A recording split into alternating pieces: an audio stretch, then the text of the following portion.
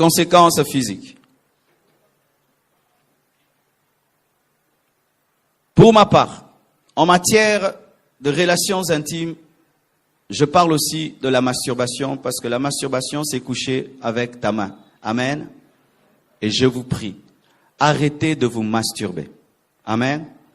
Arrêtez de vous masturber. J'ai prêché dans une église et Dieu m'a dit de parler de la masturbation. Et lorsque j'ai fait l'appel, c'était la moitié de l'église qui est passée devant.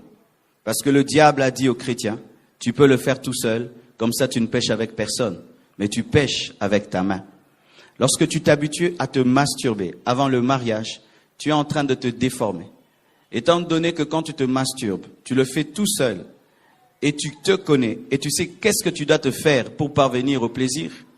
L'autre, quand il va t'épouser, il ne connaît pas comment fonctionne ton corps.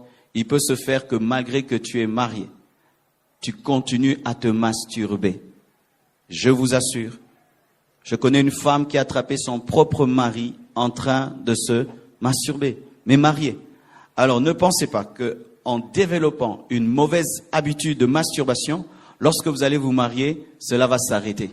Tu seras étonné que malgré le mariage, la masturbation te réclame, car si vous ne savez pas, dans le mariage, on ne couche pas tout le temps.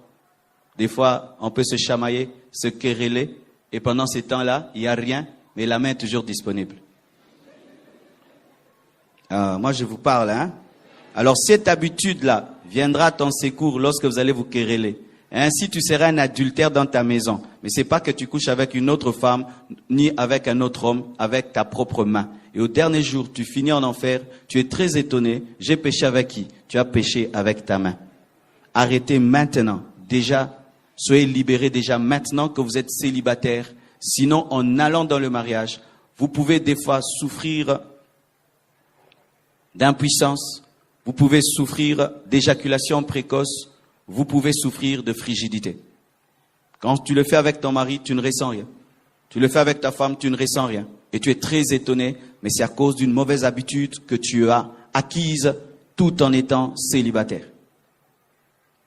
Si tu étais repenti, mais cela continue, fais l'effort de voir les serviteurs de Dieu, parce que l'une des choses qui brise la masturbation, c'est le partage. C'est l'un des péchés les plus secrets dans l'Église. Et lorsque quelqu'un arrive à partager, à le dire, à mettre à nu ce péché, sa puissance est anéantie. Cherche les encadreurs, va leur dire, j'ai un problème avec la masturbation. Il peut même se faire qu'à cause de cette masturbation, tu as du mal à te marier, car elle ouvre des portes à des maris de nuit et à des femmes de nuit. Car lorsqu'un homme se masturbe, il doit forcément se concentrer sur une image érotique ou sexuelle qui attire des puissances des ténèbres. Et chaque fois que tu te masturbes, tu le fais jamais seul. Il y a toujours un démon, une puissance des ténèbres qui est là, active, couchant avec toi. Couchant avec toi. Que Dieu t'ouvre les yeux et tu verras que tu couches avec un démon chaque fois que tu te masturbes. Et lorsque maintenant tu voudras te marier, ce démon t'accompagnera dans le mariage pour perturber ta sexualité. Une conséquence physique de l'impudicité. Il est là pour changer ta situation.